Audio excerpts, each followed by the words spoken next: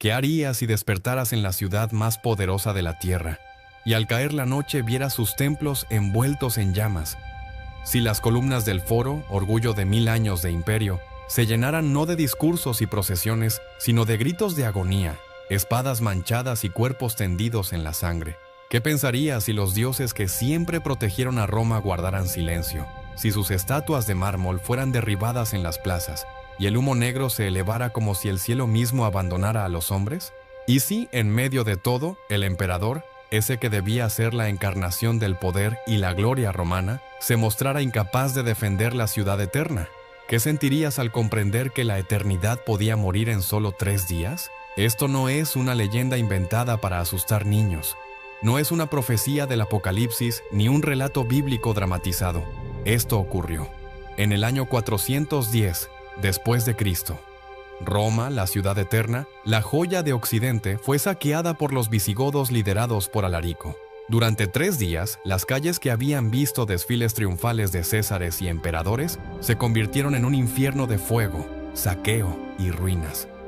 El imperio que había construido carreteras hasta los confines del mundo conocido, que había domado mares y pueblos bajo su estandarte, se despertó una mañana como invencible y se durmió convertido en cenizas. Lo que estás a punto de escuchar no es solo la historia de un saqueo, es el relato del fin de una era, el momento en que el mundo comprendió que incluso Roma, la invencible, podía arder, sangrar y morir.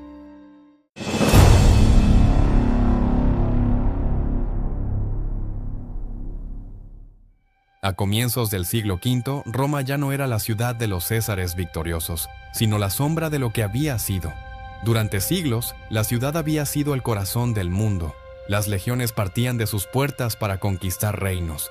Los emperadores desfilaban en procesiones triunfales y los templos brillaban como si fueran eternos. Pero en el año 410, todo eso era un recuerdo en ruinas.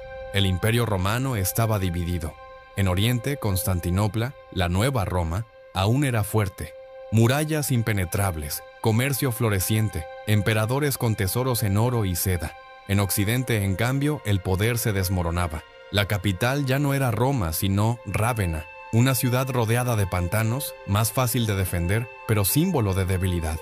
Allí residía el emperador Honorio, alejado de la ciudad eterna, protegido, aislado, y para muchos indiferente al destino de su pueblo. Roma seguía siendo un símbolo, el mito viviente de la eternidad, pero ya no era el centro del poder. El verdadero imperio se había desplazado al este, y lo que quedaba en Occidente eran ruinas glorificadas, monumentos rodeados de un pueblo hambriento y senadores que jugaban a imitar un poder que ya no tenían. Las murallas de la ciudad eran antiguas, y sus ejércitos ya no eran los orgullosos hijos de Italia, sino mercenarios bárbaros, godos, hunos, germanos que combatían no por lealtad, sino por salario. Un oro que escaseaba cada vez más y que hacía de la defensa de Roma una cuestión de quién pagaba más, y no de quién creía en ella. Roma estaba desnuda, rodeada por enemigos que ya no eran rumores lejanos, sino ejércitos a las puertas. Y mientras el poder militar se tambaleaba, también lo hacía la fe. Desde hacía apenas unas décadas, el cristianismo era religión oficial del imperio. Las basílicas empezaban a dominar el paisaje urbano, pero los templos antiguos aún ardían con incienso. Los altares aún recibían sacrificios a Júpiter, a Marte, a Venus. La ciudad vivía en una tensión espiritual. Los viejos decían que Roma era fuerte mientras honró a los dioses tradicionales. Los nuevos predicadores aseguraban que Roma solo sobreviviría bajo la cruz. Esa mezcla de fe y desconfianza no unía a la ciudad, la desgarraba. Fuera de las murallas, el mundo que Roma había dominado comenzaba a rebelarse. Los visigodos, empujados por la presión de los hunos desde el este, habían cruzado el Danubio, habían saqueado Grecia, incendiado pueblos, humillado legiones. Marchaban hacia Italia como un río oscuro que nada podía detener. Su rey, Alarico, no buscaba destruir Roma, buscaba reconocimiento, tierras, un lugar dentro del imperio que había explotado a su pueblo durante generaciones. Pero Roma, orgullosa, le negó lo que pedía. Y fue ese orgullo, ese gesto de desprecio, el que abrió la puerta a la catástrofe, porque si Roma no estaba dispuesta a darle un lugar, Alarico se lo tomaría. Roma, en el año 410, aún era la ciudad más impresionante de Occidente.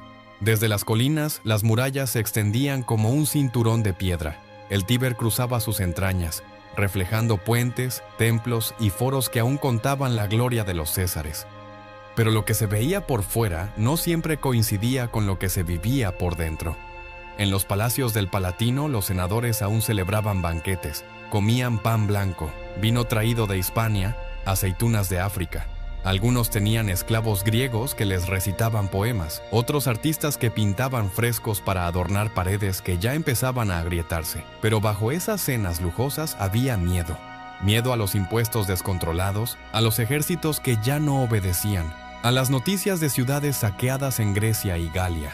Algunos aún decían: Roma no caerá jamás, los dioses la protegen. Otros, en silencio, empezaban a creer que los dioses ya la habían abandonado. En las calles la vida era muy distinta. Los ciudadanos comunes vivían en insulae, edificios altos de madera y ladrillo que se derrumbaban o incendiaban con facilidad. Las familias dormían hacinadas en una sola habitación, compartiendo pan negro y gachas de avena. El circo y el anfiteatro eran su escape. Carreras, gladiadores, espectáculos. Pero en 410, incluso esos placeres eran escasos.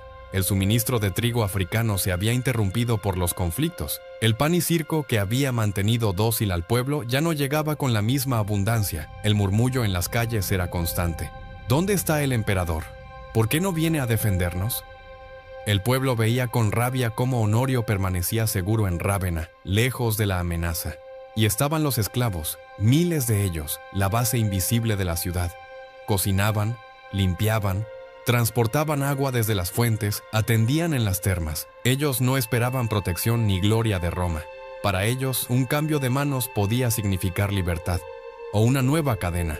Se dice que, cuando los visigodos rodearon la ciudad, algunos esclavos abrieron las puertas desde dentro, porque para ellos, la caída de Roma podía ser el fin de su sufrimiento. En los foros aún se erguían estatuas de mármol, pero ya estaban manchadas por el hollín de los hornos. Los templos aún ofrecían incienso, pero las iglesias cristianas comenzaban a llenarse más que los altares paganos. Los baños públicos, símbolo de civilización, eran refugios de rumores. Los godos están cerca. Alarico ha cruzado el río. Dicen que la ciudad está condenada. Roma parecía eterna, pero sus cimientos estaban resquebrajados, y sobre esa ciudad de contrastes caería la tormenta. En el verano del año 410, el ejército visigodo de Alarico cercó Roma. Las murallas aún se alzaban, pero dentro de la ciudad reinaba el hambre. El trigo africano ya no llegaba, y las reservas se agotaban. Los precios subieron tanto que una libra de pan costaba lo mismo que un esclavo barato. Los senadores negociaban desesperados, enviaban oro, enviaban joyas, incluso enviaron sacerdotes para rogar clemencia. Alarico aceptaba tributos, pero regresaba con más exigencias. Roma estaba sitiada por un enemigo que no necesitaba entrar, solo debía esperar. El hambre, la peste y la desesperación abrirían las puertas. El 24 de agosto del año 410, sucedió lo que parecía imposible. Alguien abrió las puertas de la ciudad. Las crónicas son confusas. Algunos dicen que fueron esclavos cansados de sufrir, otros que fueron cristianos góticos dentro de las murallas. Lo cierto es que las puertas cedieron y los visigodos entraron en la ciudad eterna. Imagina que eres un ciudadano de Roma esa noche. El sonido primero es un rugido, botas golpeando el suelo, puertas quebrándose, gritos en lenguas extrañas. Luego el olor, humo, sangre, madera ardiendo. Los visigodos entraron en masa, saqueando mansiones, incendiando templos, arrastrando riquezas hacia las calles. El foro romano, que había visto desfilar a emperadores victoriosos, ahora era un campo de pillaje. Los templos paganos, muchos ya vacíos, fueron saqueados. Las estatuas de mármol fueron derribadas. Algunos altares ardieron como hogueras. Pero los visigodos, aunque bárbaros a los ojos de Roma, respetaron los templos cristianos. Alarico había ordenado que las iglesias fueran refugios. Miles de ciudadanos corrieron a esconderse en ellas, abrazando crucifijos, rogando por misericordia. En algunos casos fueron respetados, en otros ni la cruz detuvo a los soldados. Las mansiones de los senadores fueron saqueadas primero. El oro, las joyas, los tapices, todo fue arrancado y cargado en carros. Las mujeres fueron arrastradas, muchas violadas. Los esclavos aprovecharon el caos para huir, algunos incluso unirse al saqueo. En las calles los pobres también sufrían.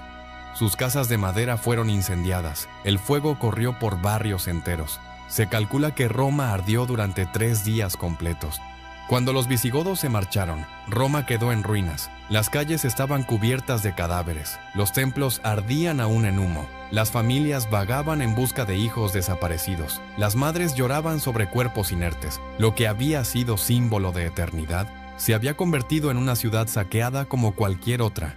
San Jerónimo, al escuchar la noticia en Belén, escribió con horror: «Mi voz se ahoga en los sollozos, el mundo entero se derrumba al caer la cabeza del imperio». Roma había caído. No fue una conquista militar gloriosa ni un cambio de emperador, sino algo mucho más devastador: la certeza de que la ciudad eterna, la invencible, podía ser saqueada como cualquier otra. Los romanos que sobrevivieron despertaron en una ciudad irreconocible. El foro, ennegrecido por el humo, estaba cubierto de cadáveres. Las fuentes se habían secado. Las insulae colapsadas ardían aún en las esquinas. Los templos parecían esqueletos. El silencio era peor que el saqueo. El silencio de los muertos y de los que ya no tenían fuerzas para llorar. Para muchos, aquello fue el fin del mundo. San Jerónimo escribió: «Si Roma puede perecer, ¿qué queda seguro?». El saqueo también dividió las creencias. Los paganos afirmaban que Roma cayó porque había abandonado a sus dioses tradicionales. El cristianismo debilitó a la ciudad. «Abandonamos a Júpiter y a Marte, y ahora los bárbaros nos devoran», decían. Los cristianos, en cambio, veían la tragedia como una prueba divina. Para algunos, Roma no era la ciudad eterna. La verdadera eternidad estaba en la ciudad de Dios. Fue este choque el que inspiró a San Agustín a escribir su obra monumental, La ciudad de Dios. Un intento de explicar que, aunque el imperio terrenal podía caer, el reino divino era eterno. Decenas de miles huyeron de Roma después del saqueo. Caravanas de familias enteras, nobles empobrecidos, campesinos sin tierra, todos marchaban hacia la Campania, hacia África, hacia donde hubiera pan y refugio. Se dice que las costas de África del Norte vieron llegar oleadas de refugiados romanos. En Cartago, los barcos se llenaban de ciudadanos que habían abandonado la capital imperial, buscando empezar de nuevo. El emperador Honorio, desde su refugio en Rávena, recibió la noticia. Se dice que, al escuchar que Roma había perecido, creyó que se referían a su gallina favorita, llamada Roma. Cuando entendió que era la ciudad, no mostró lágrimas ni rabia. Para muchos cronistas, ese momento reflejó la decadencia de un poder imperial indiferente al sufrimiento de su pueblo. Roma seguía existiendo en nombre, pero el imperio había perdido su corazón simbólico. El saqueo de 410 no destruyó aún al imperio de Occidente, pero fue la primera señal clara de que el coloso estaba quebrado. El saqueo de 410 no fue el final inmediato del Imperio Romano de Occidente, pero fue el golpe simbólico más devastador de toda su historia. Por primera vez en más de 800 años, Roma había caído en manos enemigas. El imperio continuó existiendo durante varias décadas más, pero ya no era el mismo. Los bárbaros habían demostrado que Roma no era invencible. Otros pueblos, vándalos, suevos, burgundios, comprendieron que el coloso podía sangrar, y sangraron con él. El prestigio de Roma como ciudad eterna quedó roto. Ya no era el centro del poder, ya no era refugio seguro. El propio Senado romano, que aún existía, vio reducirse su autoridad frente a reyes y caudillos bárbaros que ahora se sentían sus iguales. En las generaciones siguientes, el saqueo de 410 se transmitió como una herida. Los cronistas lo describieron como un apocalipsis. Templos profanados, altares caídos, familias enteras desaparecidas. Incluso en Oriente, en Constantinopla, se vio como una advertencia. Lo que había caído en Roma podía caer también allí. San Agustín comenzó a escribir La ciudad de Dios como respuesta al miedo. El libro se convirtió en una de las obras más influyentes de la Edad Media, redefiniendo la relación entre poder político y fe. El saqueo no solo cambió a Roma, cambió el pensamiento occidental. Para quienes vivieron el saqueo, la eternidad se rompió en carne viva. Los hijos crecieron escuchando relatos de las noches de fuego y espada. Las familias que huyeron a África o a Oriente llevaron consigo la historia de cómo la ciudad más poderosa del mundo había sido reducida a cenizas en 3 días. Algunos regresaron años después y encontraron las ruinas, casas derrumbadas, estatuas mutiladas, foros silenciosos. Otros nunca volvieron, convencidos de que Roma ya no era el futuro, sino el pasado. El saqueo de 410 fue el inicio de una cadena de golpes. Vándalos saqueando Roma de nuevo en 455, la caída del último emperador occidental en 476. El colapso no fue un rayo, sino una tormenta prolongada. Pero el trueno más fuerte, el que despertó a todos, fue el de Alarico entrando en Roma. Ese verano, la ciudad eterna dejó de ser eterna, y el mundo lo entendió. El saqueo de Roma en el año 410 fue más que un episodio militar, fue una grieta en la memoria del mundo. Hasta entonces, Roma había sido la medida de todas las cosas, la ciudad de las legiones, de los emperadores, de los templos que desafiaban al tiempo. Los romanos decían, Roma eterna, Roma eterna. Pero aquella eternidad se derrumbó en apenas 3 días de fuego y hierro. Los historiadores lo recuerdan como el inicio del fin de Occidente. No porque el imperio desapareciera de inmediato, sino porque el aura de invencibilidad se quebró. El saqueo fue un recordatorio brutal. Ninguna ciudad, por grande que sea, está a salvo del hambre, de la corrupción o de los enemigos que llaman a sus puertas. Las crónicas de San Jerónimo y San Agustín lo repitieron una y otra vez. Si Roma podía caer, todo podía caer. La eternidad se había vuelto mortal. Y sin embargo, de esas cenizas surgió un nuevo mundo. El saqueo fue también un umbral, del mundo clásico al mundo medieval. Las antiguas estructuras romanas, debilitadas, dejaron espacio a nuevos reinos bárbaros que se levantarían sobre los restos. La Iglesia, fortalecida, tomó el papel de guía espiritual y política en medio del caos. Los campesinos y refugiados que huyeron de Roma llevaron sus costumbres a nuevas tierras, sembrando el germen de la Europa medieval. El saqueo fue un final, pero también un comienzo. Hoy, cuando caminamos entre las ruinas del Foro, cuando vemos las columnas rotas que aún se alzan en Roma, podemos imaginar los ecos de aquellos días, los gritos de los saqueadores, el crujido de los templos ardiendo, el silencio posterior, cuando los dioses parecían haber abandonado a los hombres. El saqueo de 410 nos recuerda que ninguna civilización es inmortal, que el poder puede desmoronarse en cuestión de días, si la soberbia lo cree eterno, y que la historia no solo es gloria, sino también advertencia. Si esta historia te estremeció, si sentiste la caída de Roma como si hubieras estado allí, imagina cuántos otros momentos del pasado esconden el mismo eco de grandeza y tragedia. En Back en el Tiempo revivimos esas historias olvidadas para entender no solo lo que fuimos, sino lo que aún podemos perder. Suscríbete ahora y acompáñanos en cada episodio. Déjame en los comentarios, ¿crees que vivimos hoy con la misma soberbia que tuvo Roma antes de caer? ¿O aprendimos que ninguna ciudad es eterna, porque al final toda historia es un espejo, y la caída de Roma aún refleja lo que somos,